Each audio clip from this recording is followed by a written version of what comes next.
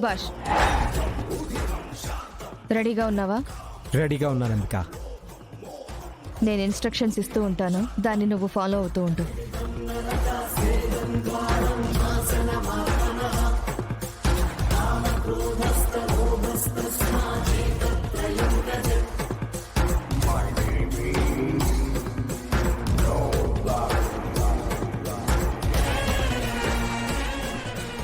రుక్మిణి, నీ కూతురు దొరికిందా? లేదు, ఇప్పుడే ఆ వీర్రాజు తీసుకొస్తానన్నాడు. అత్తయ్య, నువ్వెందుకు వచ్చావు ఇక్కడికి? రుక్మిణి, లక్ష్మి, నువ్వు కావేరి కోసం వచ్చారని ఊళ్ళో వాళ్ళు నాకు ఫోన్ చేశారు విహారీ. అందుకే వెంటనే బయలుదేరి వచ్చేసాను.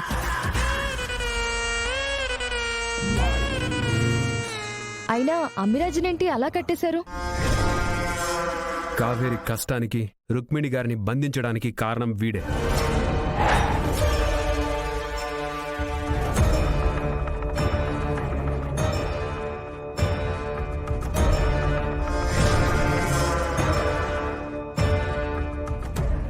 రేయ్, నిన్ను మాత్రం వదలనురా.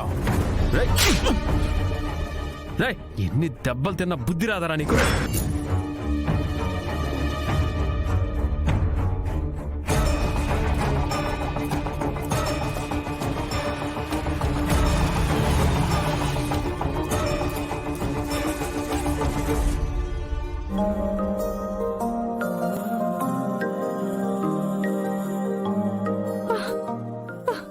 అదిగో విహారీ, నా కూతురు.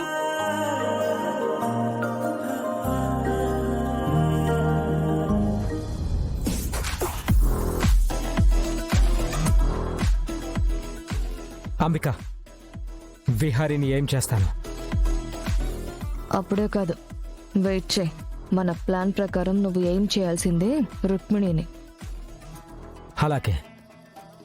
అంబికమ్మకి మేమిక్కడే ఉన్నామని ఎలా తెలుసు? అంత కరెక్ట్ గా మా దగ్గరికి ఎలా వచ్చారు? ఎవరా? ఆమెనంతా క్లియర్ గా చూడలేదు, కానీ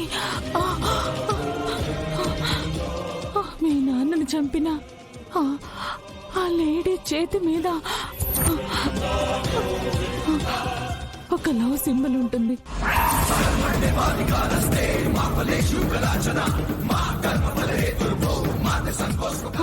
అమ్మా,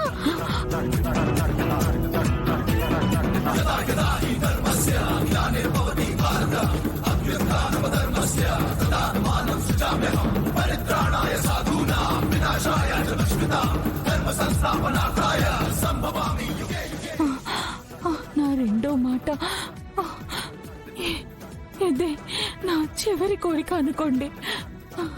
నేను చచ్చిపోతే నా కళ్ళు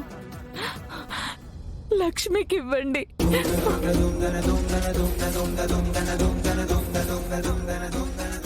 అలాగైనా మీ రుణం తీర్చుకునే పుణ్యం నాకు కలుగుతుంది. రుక్మిణమ్మ,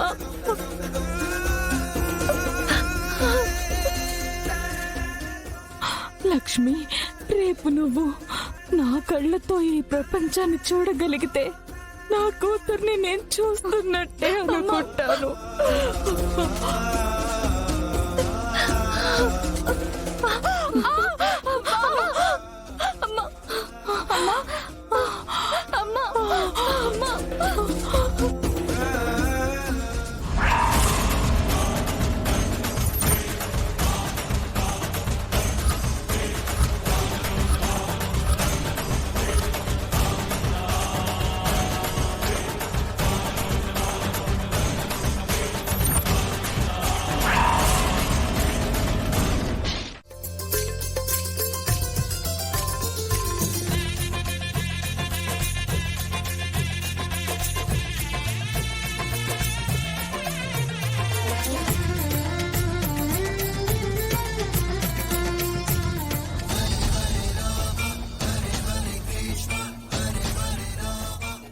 పని మనుషులకి ఇలాంటి మర్యాదలు బహుశా మనింట్లోనే జరుగుతాయనుకుంటా.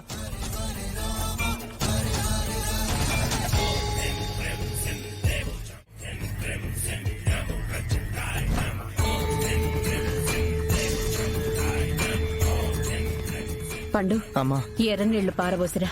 అట్టాగే అమ్మా.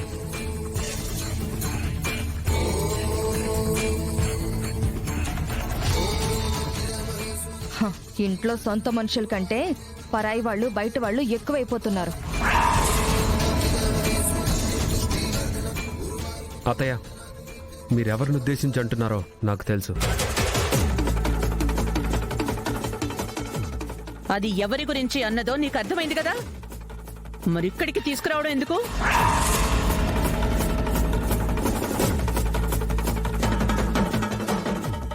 లక్ష్మికి ఆ రుక్మిణి గారు సాయం చేశారని కావేరిని ఇంట్లోకి తెచ్చి పెట్టుకున్నారు. అంతే కదా బావా? అలా ఒకసారి ఆ లక్ష్మిని వదిన తెచ్చి పెట్టుకుంది. తను గుదిబండలా మారి ఈ ఇల్లు వదిలి వెళ్లిపోకుండా ఇలా అంటు పెట్టుకునుంది. ఇప్పుడు ఈ పిల్ల